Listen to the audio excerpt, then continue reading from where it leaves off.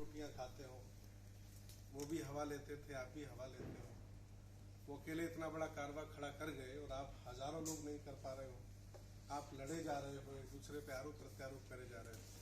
तो कहीं ना कहीं कमजोर हम ही लोग हैं, हम ही नाकारा है, हम ही अकर्मण्य है, कुछ करना नहीं चाहते, एक दूसरे पर आरोप लगाना चाहते हैं कि भगत सिंह पैदा हो जाए लेकिन मेरे घर में न पैदा हो, ये सब चाहते हैं। तो ऐसी हमारी भावना है कि बिना पैसे के, बिना साधन संसाधन के मान्यवर कांशीराम साहब गरीब लोगों को एमपी एमएलए बना गए और आज पैसे की कोई कमी नहीं, गाड़ी घोड़े की कमी नहीं, नेता ज्यादा हो गए, जागरूकता ज्यादा हो गई और हम हारते चले जा रहे हैं। आत्मचिंतन का ये दिन है, ये चिंतन शिविर था, ना कि भाषण देने का समय था। तो आखिर कहाँ हमसे कमियां हैं? हम दुनिया को सुधारते सुधारते थक नहीं रहे हैं, लेकिन खुद को नहीं सुधार रहे हैं, आत्मचिंतन नहीं कर रहे कि कहाँ हमसे अपराध हो रहा, गलती हो रही है। तो हम चाहते हैं कि इस आंदोलन को और तेजी दिया जाए। जगदेव प्रसाद बाबू पैदा हुए, उनकी विचारधारा को धूमिल कर दिया पार्टी बना के लोगों ने, तो न उनकी पार्टी चल पाई, न उनकी विचारधारा चल पाई। रामस्वरूप वर्मा पैदा हुए, न उनकी विचारधारा लोगों ने मानी, न उनकी पार्टी मानी। आदरणीय भारती जी पैदा हुए, न उनको लोगों ने माना, न उनके विचार किसी ने माने। आने वाले 20 साल बाद मान्यवर कांशीराम साहब भी इतिहास से खत्म हो जाएंगे।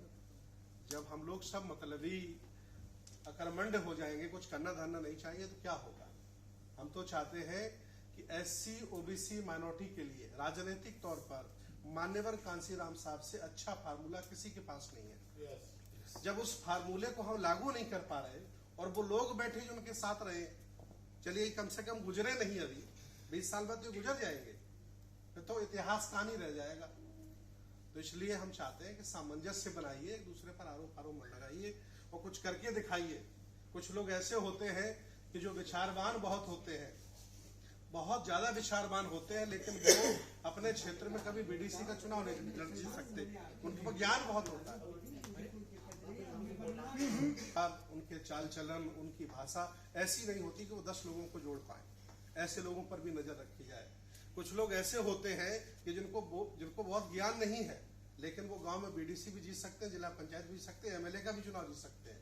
उन लोगों की अलग सूची बनाई जाए, जिसके पास जो हो उसका इस्तेमाल किया जाए। भाई हमारे पास कुछ है तो उसे हमारा इस्तेमाल कर लो, इनके पास कुछ है उसका इस्तेमाल कर लो, तभी आंदोलन खड़ा हो जाएगा। अब आप इंजीनियर से कह रहे हो कि आप बोतल लगा दो, कैसे बेचारा बोतल लगा देगा? ये हम लोग अपराध कर रहे हैं। जिसको जो आता हो वही काम उसे दिया जाए और उसके मन के मुताबिक दिया जाए। मान्यवर साहब ये बात जानते थे कि संगठन कौन कर सकता खड़ा और एमएलए का चुनाव कौन लड़ सकता है, वो इस बात को जानते थे, इसलिए वो अपने जीते जी बहुत बड़ा काम कर गए। तो हम चाहते हैं कि उनकी विचारधारा, उनका दर्शन ना मरे, और जब तक हम विदा हों, हम सब आंखें बंद करें, तब तक ये आंदोलन खड़ा हो जाए और ये भारत हुक्मरान, भारत के हम लोग बहुजन बन जाए, ये मेरी इच्छा है। अब हम भी बौद्ध भिक्षु होने के साथ साथ राजनीतिक सोच रखते हैं। हमने भी पढ़ लिया है इतिहास को, हमने भी जान लिया है, तो हमें भी नींद नहीं आती है। हमें भी अच्छा नहीं लगता कि संख्या में हम ज्यादा, गुलामी हम कर रहे हैं। जिनकी संख्या कम है वो देखिए शासक बने बैठे हैं। अशोक का भारत क्या था, पाल राजाओं का भारत क्या था, नागों का भारत क्या था, और आज का भारत क्या है? तो बड़ा चिंतन है, करने का विषय है। तो सामंजस्य बनाइए, सब लोग मिलकर के वो रास्ता अच्छा से चुनिए। राजनीतिक पार्टी भी खड़ी की जा सकती है, दूसरी आरएसएस का एक तरह से संगठन भी खड़ा किया जा सकता है, बिजनेस के लिए बहुत बड़ा फॉर्म भी खड़ा किया जा सकता है। हमारे पास लोगों की कमी नहीं और किसी भी चीज की कोई कमी नहीं। कमी थी तब हमारे पुरखे बड़ा काम कर गए, आज तो हम ज्यादा अच्छा कार्य कर सकते हैं। यही सुझाव है। धन्यवाद।